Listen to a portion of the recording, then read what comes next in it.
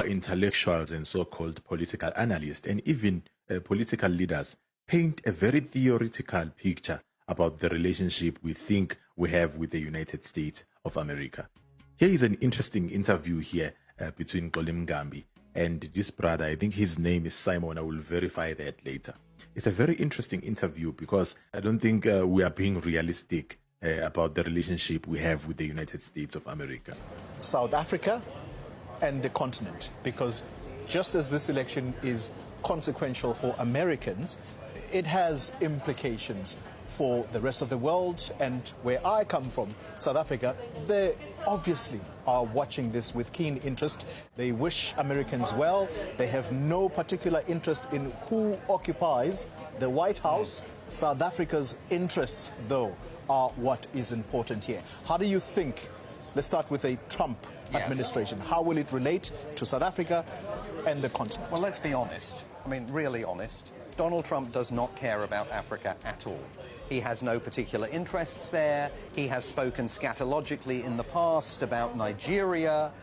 He has evinced very little interest in South Africa or in any other part of the sub-Saharan region. But for a government led by Cyril Ramaphosa in South Africa, and for any other government around the world, there is always opportunity with Donald. Of course, he had to throw in a promo for Ramaphosa right there, but let's continue. Trump, because everything with Donald Trump is transactional.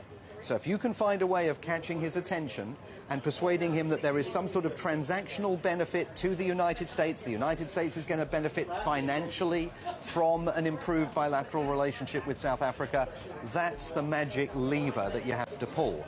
The difficulty, I think, for the South African government, and we've seen other governments scrambling to do this in the last several months, is going to be to build bridges to Trump world if he gets in, because he's not going to be bringing career diplomats or foreign service officials into the State Department or the National Security Council.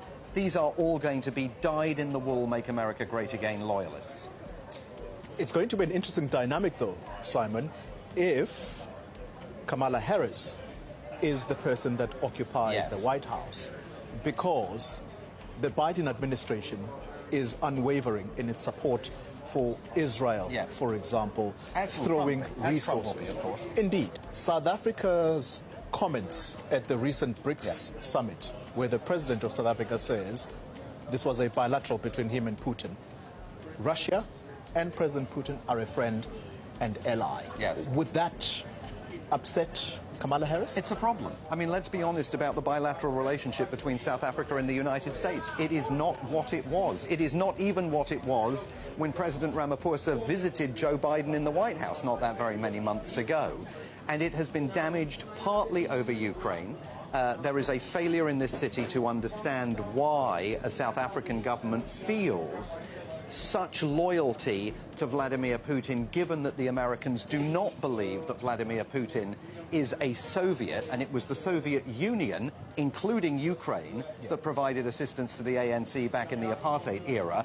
They view here Vladimir Putin as a Russian nationalist. They don't think he's trying to put the old band back together again. They think he's trying to conquer other lands. So it bemuses them that the South African government wants to have such a warm and friendly relationship with Vladimir Putin. But it's not only South Africa that's in that boat, as we saw in the BRICS summit. I mean, at the BRICS summit, the leaders there were speaking for 45% of the world's population.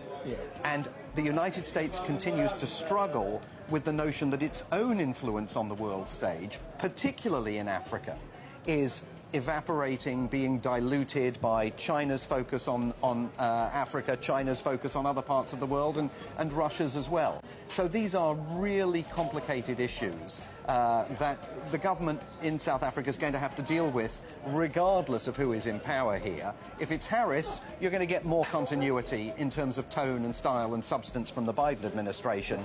If it's Trump, it becomes completely transactional. Simon, I want to close off with this question around whether or not we are going to see a US-Africa policy that sees each other as equals. Well, we may not necessarily be equals, but it's a question of, do you respect me much as I respect you? And I'm saying this because there is a complaint that as much as it was America in the United Nations that endorsed for the continent to occupy 2 seats in the Security Council, it's not nearly enough because, of course, the powers, the veto powers, will not be given to those 2 African states that will sit there. The 2 states from Africa are going to be some kind of a junior partner in the Security Council simply because they don't have veto powers. Well, I was smiling because I thought you were going to ask me who was going to win the election. The reality in terms of that relationship with Africa, and particularly with regard to reinventing the architecture of the international system in the United Nations, is that the United States is very, very late to that discussion.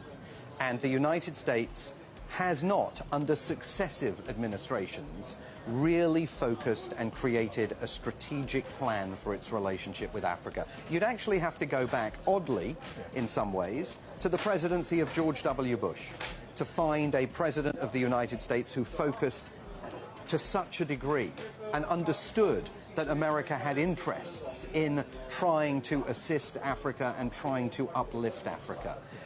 We've just not seen that at all. I always sit through the State of the Union addresses every year, and I don't think in one of them, certainly not in the last 2, has Joe Biden ever used the word Africa. He's never referenced the continent in the State of the Union address, not even a name check for a continent. And that is pretty astounding. It speaks volumes about the extent to which the United States has taken its eye off the continent, has allowed the Chinese really to deepen their relationships with African nations, the Russians as well, and now they're playing a massive game of catch-up here. But so many other pressing problems on the agenda for a new American president: the economy, immigration, abortion rights, climate change. All of these issues inevitably come, sadly, to crowd out the necessary focus that many African governments, including South Africa, would like to see. Indeed, America has lots of its own problems to deal with, much less what the world is trying to also get out of America. Simon Marks, thank you very much for the time being. All right, Naledi, Anyway, feel free to participate in the comments below. I'd really like to know your views on this. I really want to know what you think about it, because our view on the relationship that we think we have with the United States of America is a little warped somehow. So, yeah, I could be wrong. I just need to know your views. Comment below.